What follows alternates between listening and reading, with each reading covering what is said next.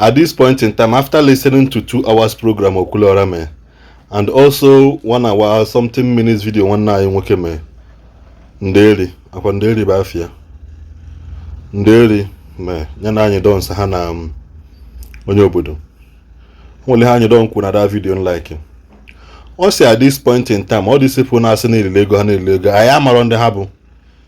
They cannot identify themselves, so ha nche na-ebu ghost anyị amara onye ha bụ. At this point in time unu chọrọ scam Ndi Igbo by bring Okwuluora down. Mụ nwekwara unu chọrọ scam Ndi Igbo in order to bring Okwuluora down.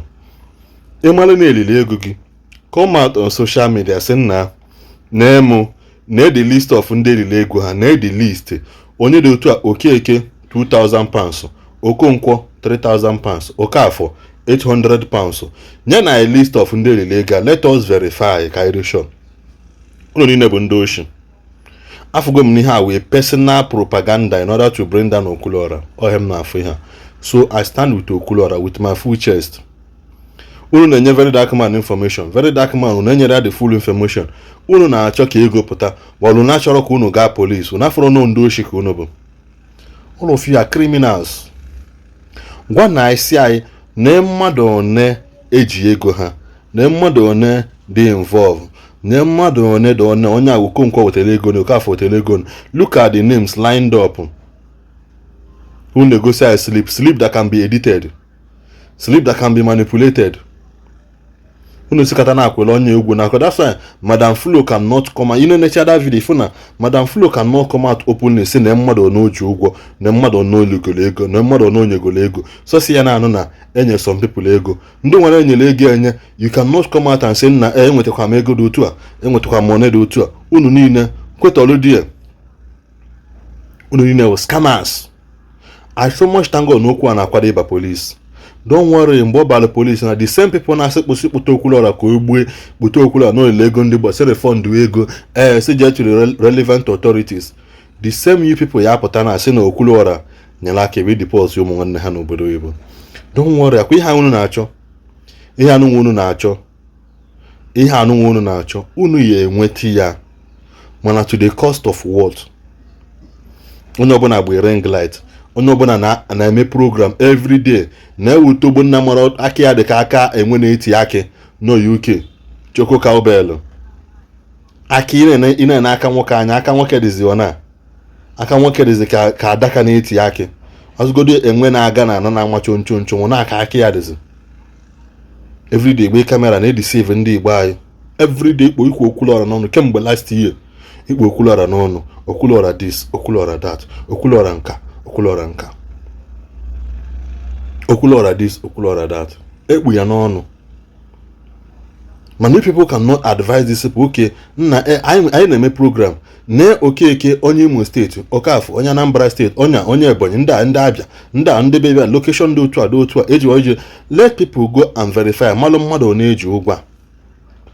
Keta unu chebe kpụta afọ Okwuluora asị ka unu na-asị people a bunch of liars. Onwere onye eji ụgwọ na that COS and go na-akwụ ụgwọ ịma the law n'obodo ị nọ na ya na COS bụ anaghị agụ ya ego eje submit ego ka e wee gotele gị COS na mara ihe unu ji eme. Amara m ihe unu ji eme for the first time say mgbe okwu anụma bido. So that was the first time na no COS ọ na-aka chief pilot ka know the full meaning of COS. Amara m ihe ọ COS ka POS amara m. So m na-ekwu ya kịta ekwusi ya ike at this point in time onwere onye eji ụgwọ. Unu niile chọọ izu ndị Igbo oshi ka abịa tụwala unu ego with the help of ndị na-anọ kpọjenu police station. Unu no UK unu na-eje according to the story unu na-eje be Madam Flo. After that unu ekweghịkwasị na Okwuluora mechi that group mepekwa another group in order ka e wee mara ka esi sort the things out. Unu ekwu nke ahụ anọ na that group ekpacha nkata unu forward alụ ndị unu bloggers unu na-use carry out na propaganda unu forward ha ihe ọbụla na-eme na that group a na-eli iki n'ezi. Unu ekwerekwa na-akpa afa soke mmadụ one ka eji ego. Madam Flo don't even have the track record of people o ji ụgwọ na mmadụ one ọkwụgoro ụgwọ. Ọ bụ na watch those program iya ama an agenda to bring Okwuluora down. And I stand with billions of Igbo people around the world to say no to cyberbullying, no to bringing down Okwuluora. Unama mejuya, unama mpuchi, unama bring ya down. I could see the new kuka tackle the health challenges Okwuluora nwe. Health issue ya health issue. Okwuluora is battling with serious health issue. Unana hede kuti onye obuna na drag ya gidi. See do onye n'ime unu ka esi ada Okwuluora. See do kenunu for 1 month. Ndoshi unu choji Ndi Igbo cash out na Okwuluora ji ụgwọ. Mmadu oneke nọ n'ime that group. Can you confidently come out say okay name na onye dị otu a na the list of ndị nọ na group a na their pictures, let us verify these people, na their address. If you cannot post their people, post their address, report ya na police station. Unu na-achọ ihe, unu si n'azụ, unu achọrọ ịga police, ma unu pụta n'iru na na-aba mba. Police is the main place. There in UK, you feel Nigerian police cannot work. Okwuluora agwago na sunu no nwe visa obodo Igbo. Jiwenu there na the very dark man. Unu akpọ na akpa ya akpa ejebe ebe ahụ, eje ekpe quality ya. Amaka ministry wee bịa n'opi Igbogolo.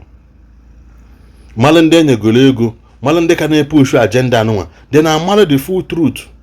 Because if people cannot come out now, I say no Okwuluora ji ụgwọ, wala Okwuluora ejuru ụgwọ. Mmadụ create a group ndo no dey make business na agwara nu nekwa business anyị na-achọ ime o. Nekwa business anyị na agwara admin. O mgbe business gone wrong no be olewe onwe na group. Onye nwe group wee sị gị na afere ihe onye ọbụla ngwa get out. Go and sort yourself out. Go and sort yourself because mbunu bido business and nobody called Okwuluora there. Which means obunu no me yoga successful nwere onye anu unu. Onwere onye anu unu kata na belong na group mmadụ create mbiafi onye me advert akwade njezi ka njeje zua without informing the onye nwe the group njezi dị onye na ledi akwa scam mom epte na asị ka mbebe wepụta arụ onye nwe the group ebe je gbatali ego because onye nwe the group how onye group onye nwe added the woman. Probably somebody might have known somebody that added that woman to that group because Okwuluora may not have the number of that woman from beginning. And as na the woman say photo, ona no one no now. Enwe pictures of so many celebrities muna say go photo. On put it in that committee something now. If they post a photo with that celebrity, say hey, after the celebrity, ma'am.